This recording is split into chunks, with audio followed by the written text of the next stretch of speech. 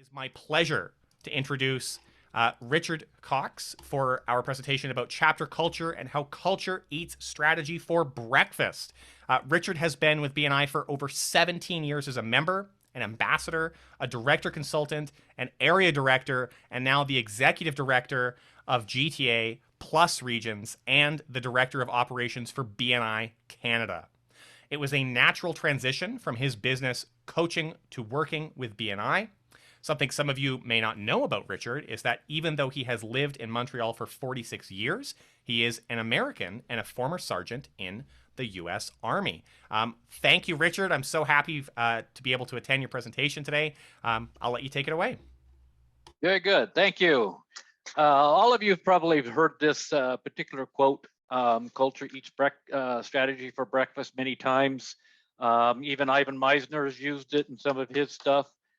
So what we're going to do this afternoon, this morning, this evening, wherever you are, is we're just going to take a deep dive into this particular concept. Okay, so we're going to start with, and I got to figure out how to advance. There we go. We're going to start with the definitions.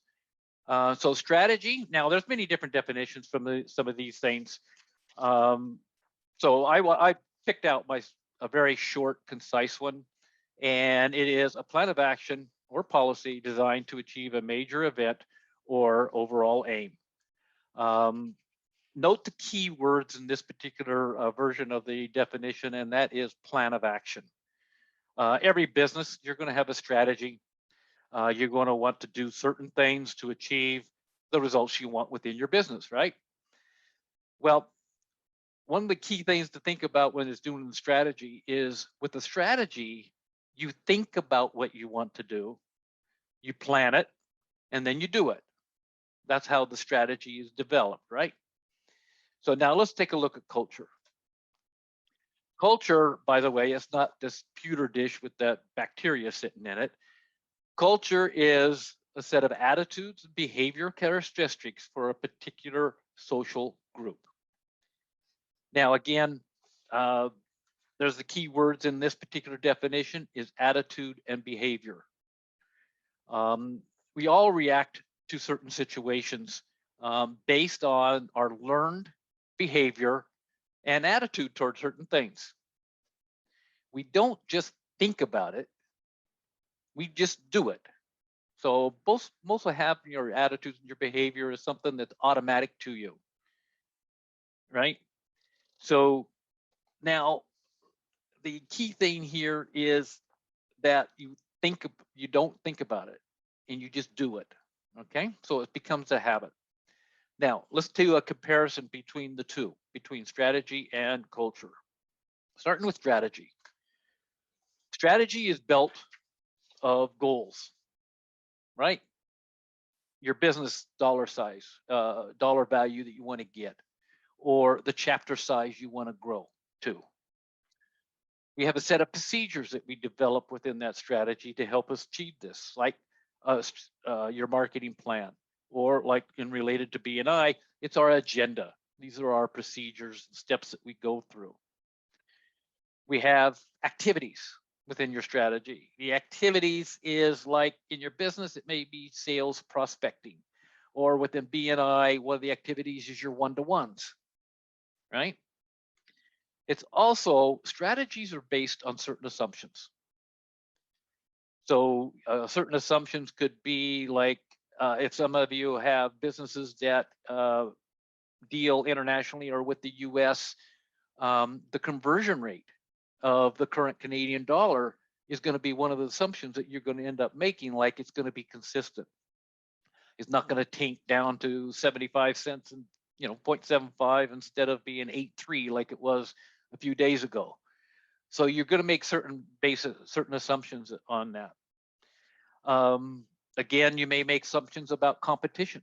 You may say a certain level of competition that you may have against your business, and that may change, which means that in your strategy, if some of those assumptions are wrong or they change, then you got to redo your strategy. Your strategy is always going to be impacted by outside influences. Again, biggest example for this, it was the COVID. Like the COVID hit, so a lot of businesses had to change their strategy to adjust to that outside influence of what happened with the COVID. So now let's look at culture. Culture is built of attitudes. Now, what is an attitude? An attitude is actually, whoops, let me back up here. Yeah, sorry. It's like a bogus referral. What would you, here's a good example of an attitude. What would you do when somebody gives you a bogus referral? Are you going to call them up, chew them out, tell them, hey, get with it, guy. You're giving me this bogus referral. The guy doesn't even know I'm calling.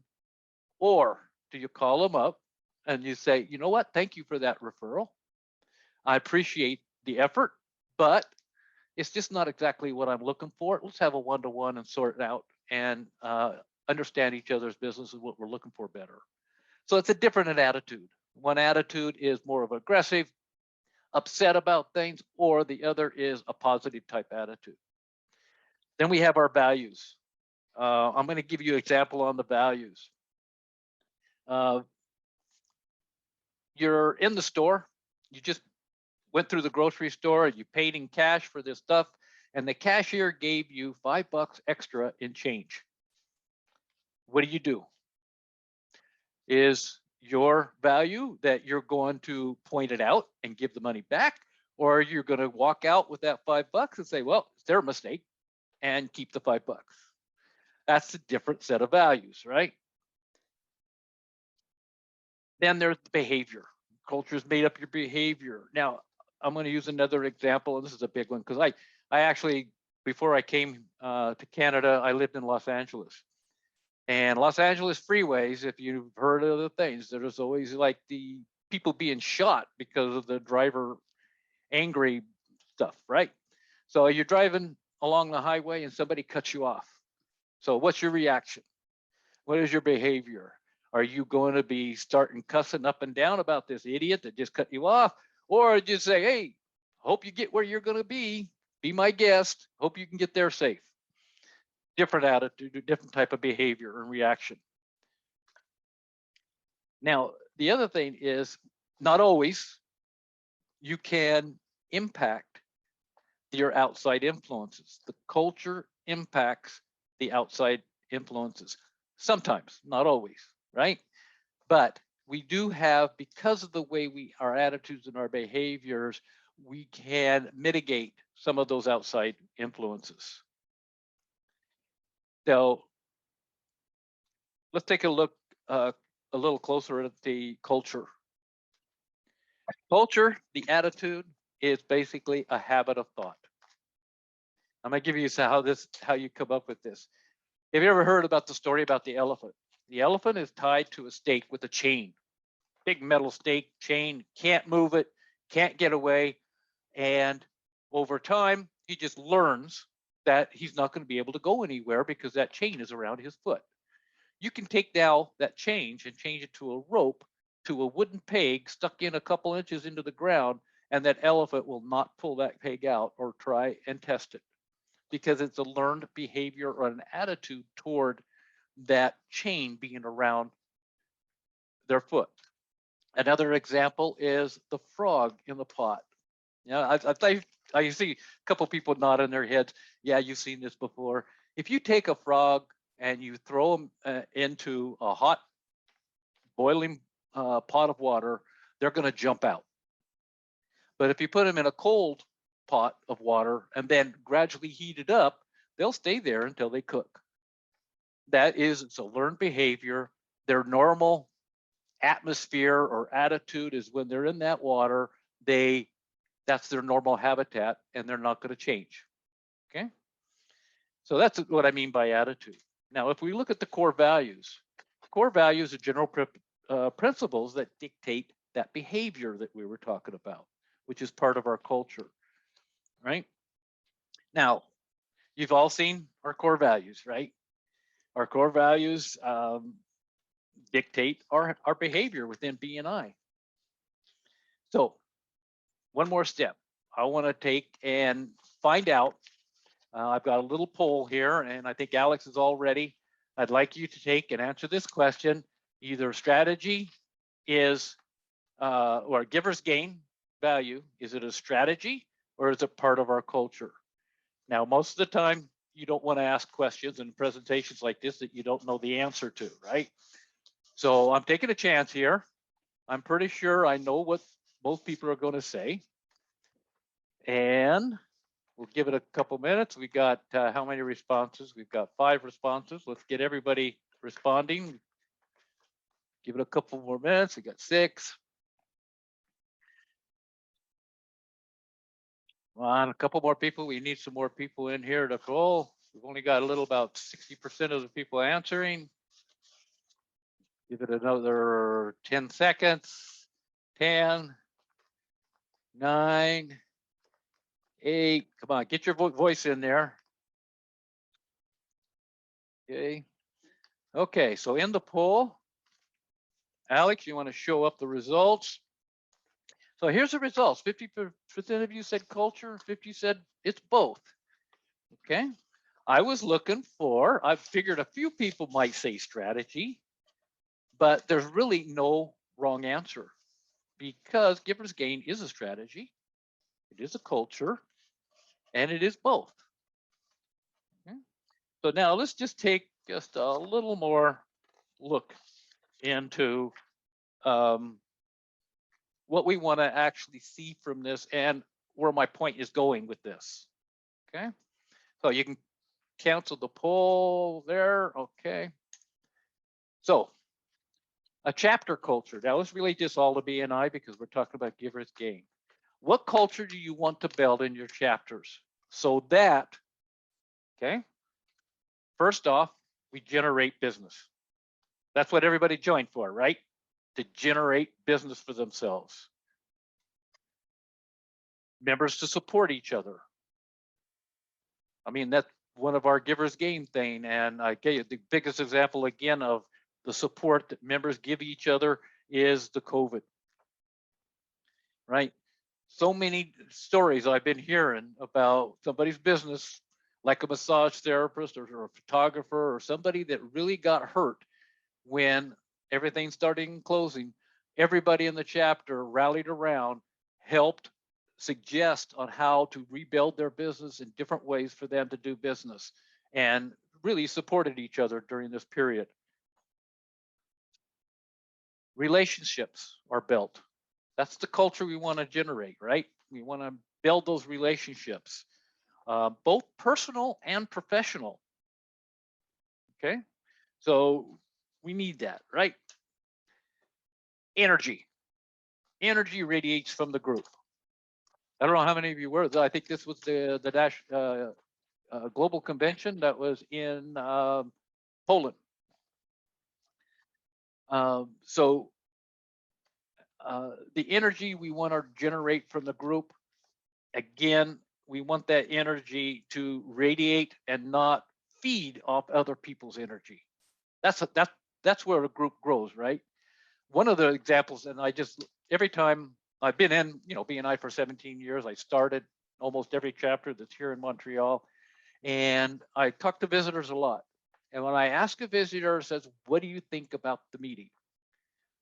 In most cases, the first thing they'll say, oh, I just love the energy. You guys are really there working together, enjoying each other, and you work hard and you just radiate that energy. So that's the culture we want to make sure we build. Here is my version of the culture you want to join to create in your chapters. And that is a positive giver's gain attitude. Now, I'm going to ask a question. I'm not going to do it the poll this time because I don't want to get the wrong answer. Now, when you look at positive giver's gain attitude, is this a strategy, a culture, or both? Think about it for a second. Actually, when we're looking at this now, when we put it this way, this is purely a culture.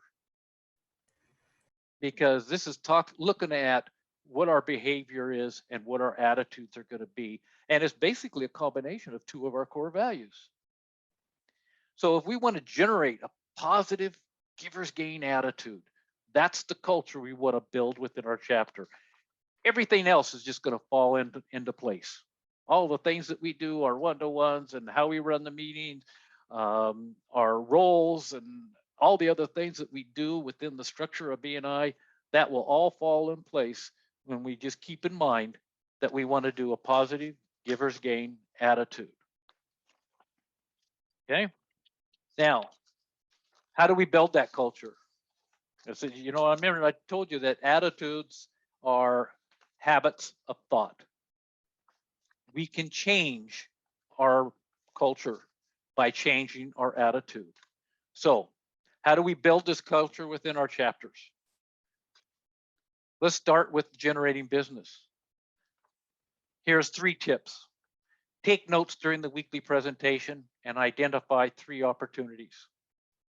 How many of your members actually are doing that? When you look at it, how many of your members have that note sheet?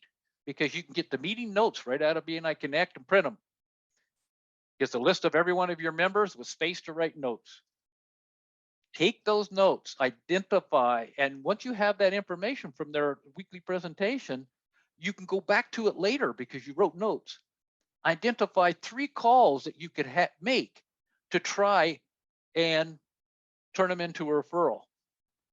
Now, statistically, that if I make 3 calls, I've qualified what I'm looking for, and I've identified 3 people that may need the service, which means I'm shaking the tree now. I'm not waiting for somebody to ask me for the referral. I'm going to them and trying to turn a possible unneed into, which we call latent needs, into an active need. I'm trying to make that connection. Statistically, 1 out of 3 calls I make will turn into a referral. It may be no referrals this week, but next week I'll get 2 of them. The 2 of them will turn it, or 3 of them will turn into it. Second is take notes during the feature presentation.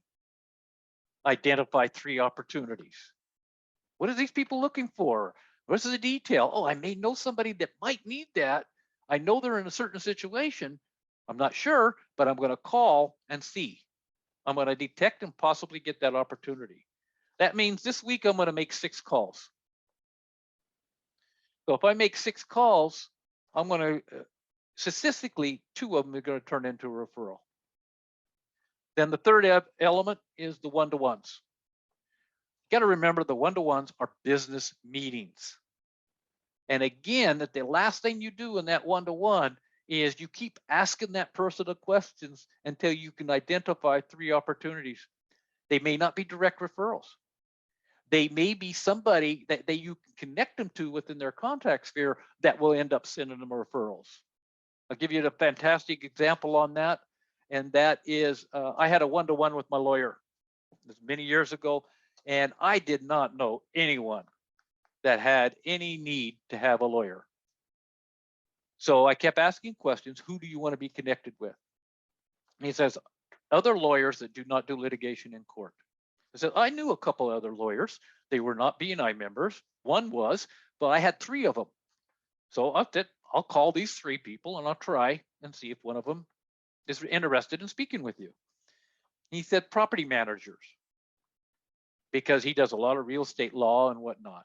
So I said, I got a couple, but I know one particular one that I can try and call and see if I can connect you. And then the third was a notary. He did a lot of business with notaries. So I said, I knew a notary, happened to be a visitor to the chapter not too long before. Says, I'll call her and see if I could connect you. Well, I called the lawyers. None of them wanted to deal with it.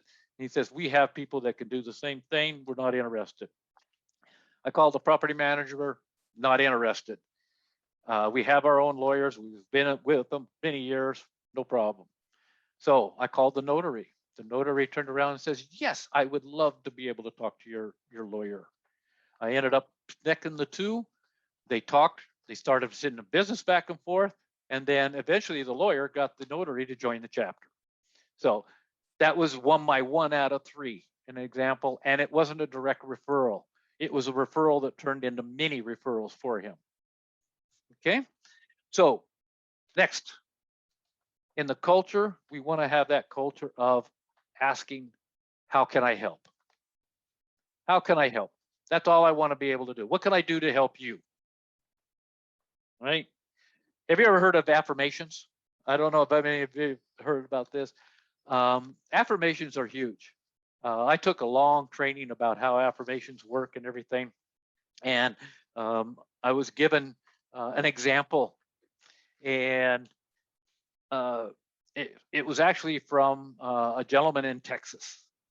Now, I can fake a Southern accent just like any other person. So they asked that person and said, we would like you to try these affirmations to help him with his leadership abilities within his company.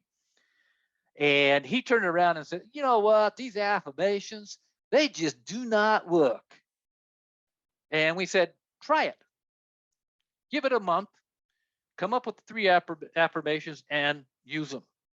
A month later, we call him back on our training session and we asked him, how'd it go? And he turned around and said, you know what, these affirmations, they work.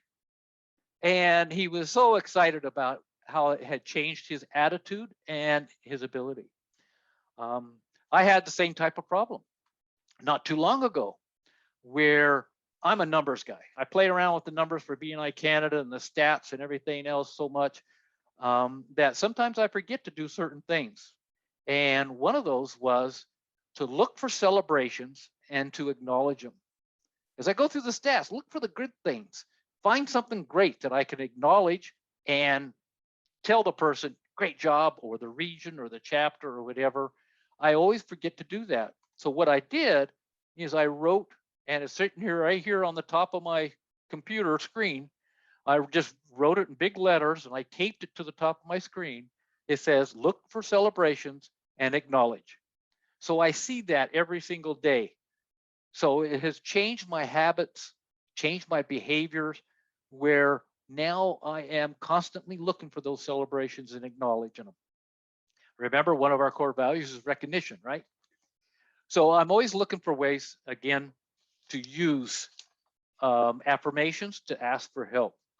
One of the affirmations I could suggest to people is I always look for opportunities for my members. If I say that to myself every day, then I'm going to constantly be looking for opportunities. I first ask how I can help.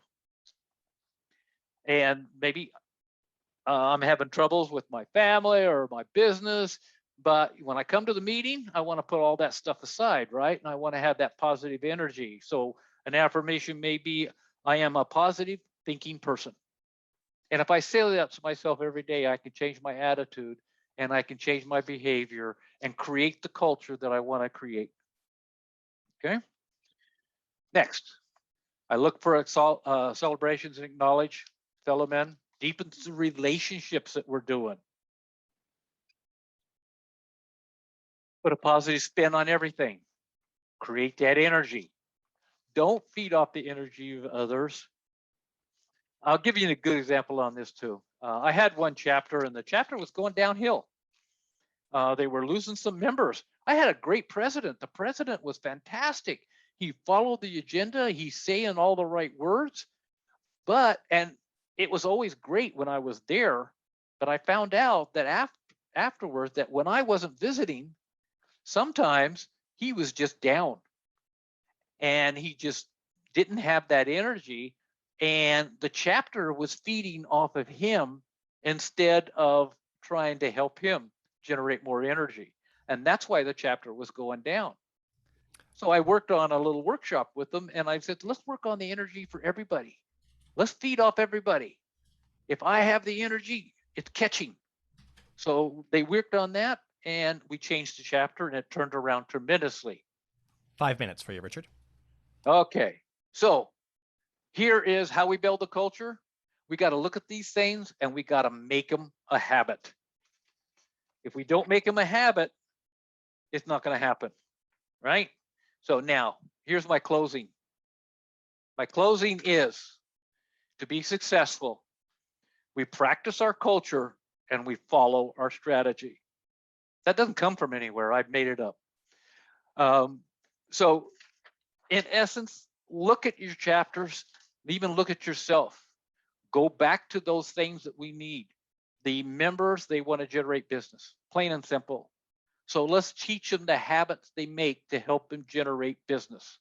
And we will change the culture of the chapter, and we'll change the energy, and everything will fit into the place.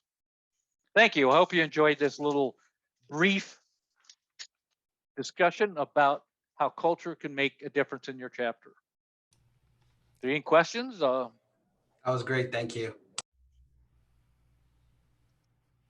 We should have time for about 3 questions. If there are questions from the group, feel free to unmute yourself and ask. And Richard, if you're open to folks in the room here reaching out to you after the meeting, I do invite you to put your contact information in the chat. Thank you very much. It's a really, really awesome perspective to look at culture. A lot of other perspectives that I've seen throughout the conference are a lot of strategy and how to do this and how to do that specifically. But one of the things I know in my group is the culture is who we are as a group, and that's what people notice. And sometimes we forget about that, and we don't think about it as much as we should, and we don't stress it as much as we should. And that really, your presentation has really brought that out for me, and I'm going to share that with my group. Thank you very much for that. Very good. Glad you can get it. Like I said, I've been doing this for a long time, and I got to have fun doing anything I do. I've been a president of the chapter, I've been the director and everything. And if I'm not having fun, I don't want to do it. And that's got to get into the chapter, and it's got to get into the culture. And if you can have a positive givers gain culture, or a positive givers gain attitude, that will happen. That fun, that enjoying what you're doing and generating the business at the same time is going to be huge. Richard, thank you very much for the presentation. I really liked it. I really love your first point in regards to the building a culture to, it's about generating business. I'm wondering, how would you have a conversation with somebody where for them it's the social aspect, and you could say that's their number one reason they joined, it's the social aspect. So how do you take, have that transition from a social aspect to a business aspect and make that the number one? The way I would approach that with them is says, hey, great. That's that relation building. That social business part of it is relation building. I know most entrepreneurs, some of them join BNI just so that they don't have, they're the only person to talk to. But so why not generate and double your business at the same time of enjoying that social aspect and building those relationships with those members? Why not double your business at the same time? It's an extra benefit. Your main focus may be the social aspect, but the side benefit is you could double your business. Why not use that and use the other habits to start, building that culture or building that relationship by giving referrals and the giver's gain and generating more business. That's how I'd approach it. Cool. Thank you very much.